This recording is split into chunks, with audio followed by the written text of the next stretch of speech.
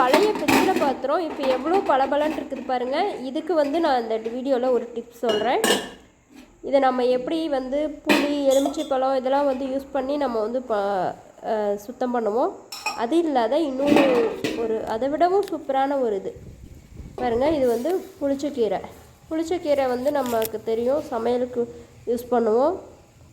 நம்ம இதில் மார்க்கெட்டில் வாங்கிட்டு வந்து இந்த மாதிரி காய வச்சு இதை நல்லா பொடி பண்ணிக்கணும். ஃபஸ்ட்டு நல்லா காய வச்சுட்டு அப்படியே ட்ரையாக காய வச்சுட்டு பொடி பண்ணிவிட்டு இதை வந்து கொஞ்சமாக தண்ணி சேர்த்து பாத்திரத்தில் அப்படியே தேய்ச்சி விட்டுறணும்.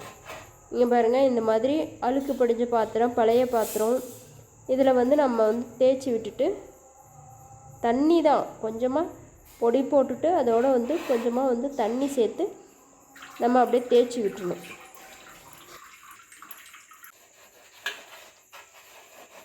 இந்த மாதிரி தேய்ச்சிட்டு ஒரு 1/4 மணி நேரம் அப்படியே விட்டுருங்க. அதுக்கப்புறம் வந்து கழுவிட்டு நம்ம சோப்பை போட்டு கழுவினாலும் இல்லை அப்படியேக்குள்ளே சோப்பை போட்டு நம்ம பாத்திரம் விளக்குற சோப்பால் வந்து நல்லா தேய்ச்சிட்டு கழுவுனோம்னா புது பாத்திரம் மாதிரி இருக்கும். ரொம்ப ஈஸியாக வந்து இது வந்து பித்தளை பாத்திரங்களை நம்ம வந்து சுத்தம் பண்ணிடலாம், விளக்கிடலாம். நீங்களும் வந்து ட்ரை பண்ணி பாருங்கள்.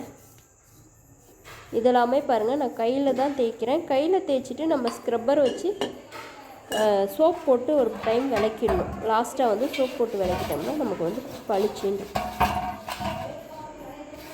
நம்ம இதுக்கு வந்து நிறைய அதெல்லாம் வந்து நிறைய ட்ரை பண்ணியிருக்கோம். புளி, எலுமிச்சம்பழம், தக்காளி இதெல்லாம் போட்டு தேய்க்கும் போது வந்து நமக்கு பித்தளை பாத்திரங்கள் கொஞ்சம் சுத்தமாகும். ஆனால் அதை விடவும் வந்து எஃபெக்டிவான மெத்தடு இது. ரொம்பவே நல்லாயிருக்கு. இதே மாதிரி வந்து நீங்களும் ட்ரை பண்ணி பாருங்கள். நான் இந்த மாதிரி வந்து பித்தளை பாத்திரங்களை வருஷத்தில் ஒரு டைம் விளக்கும் போது இந்த புளிக்கரைசல்லாம் கொதிக்க வச்சு அதை வந்து தெளித்து விளக்கியிருக்கேன். அது வந்து சுத்தமாகும். ஆனால் அதை விடவும் வந்து இது வந்து ரொம்பவே வந்து சூப்பராக இருக்குது.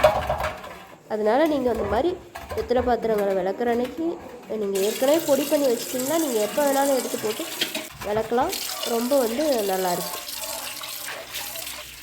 இந்த மாதிரி யூஸ்ஃபுல்லான டிப்ஸு சேனலில் நிறையா இருக்குது. சேனலை சப்ஸ்கிரைப் பண்ணி பாருங்கள். வீடியோ உங்களுக்கு வந்து பயனுள்ளதாக இருந்துச்சுன்னா லைக் பண்ணி ஷேர் பண்ணுங்கள். தேங்க்யூ.